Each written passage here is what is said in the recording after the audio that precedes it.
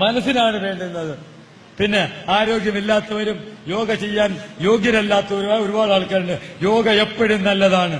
യോഗ ഒരിക്കലും പന്നലല്ല. എല്ലാവരും യോഗ ചെയ്യുക. ആ യോഗ ചെയ്യുന്നതിന് പകരം ഒരു ചെറിയ കാര്യം പറഞ്ഞുതരാം. ഹിന്ദുക്കളാണെങ്കിൽ ഒരു നമസ്കാരമുണ്ട്, മുസ്ലിമിനാണെങ്കിൽ ഒരു നിസ്കാരമുണ്ട്. ഉണ്ടോ ഇല്ലയോ?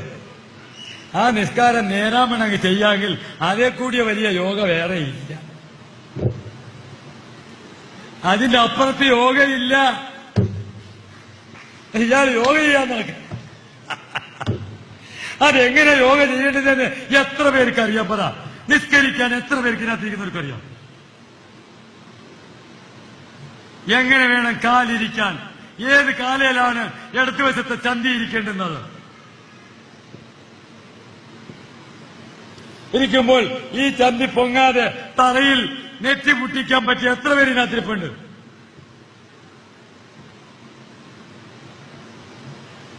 പറയാനൊക്കെ അങ്ങ് എളുപ്പാ. ഇത് പറയാ ഇച്ചിരി പാടാ. ഇത് പഠിക്കാൻ. 33 നിങ്ങളുടെ സുഷുമ്നാ നാഡി മൊത്തം നേരെയാവും. 5 നേരം നിസ്കരിക്കാമെങ്കിൽ ആ നിസ്കരിക്കുന്ന സമയത്ത് സുഷുമ്നാ നാഡി നേരെയാവണേ. 2, ഈ സമയം നിസ്കരിക്കുന്ന സമയത്ത് നമ്മുടെ ശരീരത്തിൽ മനസ്സുണ്ടാവില്ല. ഒരു മനുഷ്യൻ 5 നേരം മരിക്കുകയാണ് ചെയ്യുന്നത്. 5 നിസ്കാരം. അതിലെ ഏറ്റവും ടോപ്പ് നിസ്കാരം നോമ്പ് സമയത്തെ നിസ്കാരം. എന്റെ ശരീരത്തൊരു അമ്പെയ്ത് കൊണ്ട് കയറിയാൽ അത് ഊരാൻ പറ്റിയ സമയം നീ എന്റെ നിസ്കാര സമയത്ത് ഊരിക്കോളാൻ പറഞ്ഞാൽ അർത്ഥം ആ സമയത്ത് എന്റെ ശരീരത്തില് മനസ്സില്ല, ഞാൻ അവനുമായിട്ട് ലയിച്ചു കഴിഞ്ഞു. അല്ല, മനസ്സിലായോ? അങ്ങനെ മനസ്സുകൊണ്ട് ഒരു നിസ്കാരം എടുത്ത് ഈ ഒരു തറയിൽ തലയും കൂടെ മുട്ടിച്ചാൽ മാറാത്ത ഒരു നരമ്പ് രോഗവും ഇല്ല. ഒരൊറ്റ ഒരാൾക്കും മുട്ടുവേദന വരില്ല. ഇപ്പൊ ഞാൻ പിടിക്കുന്ന ഒരു പുള്ളിക്കാരൻ പിടിച്ചിട്ടുണ്ടായിരുന്നല്ലോ, നടുവേദനയായിട്ടിരുന്നൊരു പുള്ളി. ഇതിപ്പോയാ ഒരു നടുവേദനക്കാരൻ ഇവിടെ ഇരിപ്പണ്ടിരിച്ചത്. ഇത് തരുന്നുണ്ട്. ആ പുള്ളിക്കാരൻ ഞാൻ കാണിച്ചു തരാം എങ്ങനെയാണ് ശിശുവിനെ പിടിച്ചിരുന്നത്. ഭയങ്കരാണ്. നിസ്കരിക്കാൻ പഠിച്ചാങ്കിലോ ഒരുമാതിരിപ്പെട്ട ഇതൊന്നും ഉണ്ടാവില്ല.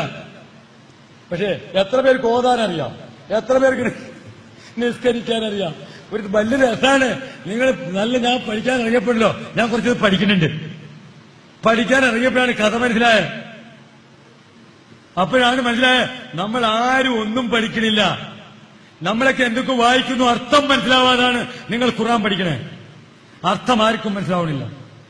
അർത്ഥം പഠിച്ചത് എടുത്തു നോക്കിയേ. ഇസ്ലാമിന്റെ അർത്ഥം മുഖത്ത് കാണാം. ഇസ്ലാം എന്ന് പറഞ്ഞാൽ സമാധാനം. സമാധാനം ഇല്ലാത്തവൻ ഇസ്ലാമല്ല. അല്ല, മുഖത്ത് നോക്കിയാൽ കാണാം അവൻ മുസ്ലിം ആണോ ഇല്ലയോ. അത്രയും കൃത്യമാണ്. അതൊക്കെ പഠിക്കണം. ചെന്ന് പോയി പഠിക്കണം. അപ്പം യോഗയിൽ ഏറ്റവും വലിയ യോഗ ഏതാണ്? ഏറ്റവും വലിയ യോഗ? മാനസികമായ യോഗയും രണ്ടാമത് അവനവന്റെ മതാചാരപ്രകാരമുള്ള യോഗ. അവനവന്റെ മതാചാരപ്രകാരമുള്ള യോഗയുണ്ട്. ആ യോഗയാണ് ആദ്യം. അത് കഴിഞ്ഞിട്ടാണ് അടുത്ത യോഗ. ഇത് രണ്ടും പഠിക്കാമെങ്കിൽ മറ്റേ യോഗ ഓട്ടോമാറ്റിക്കാണ്. ക്ലിയർ ആയോ?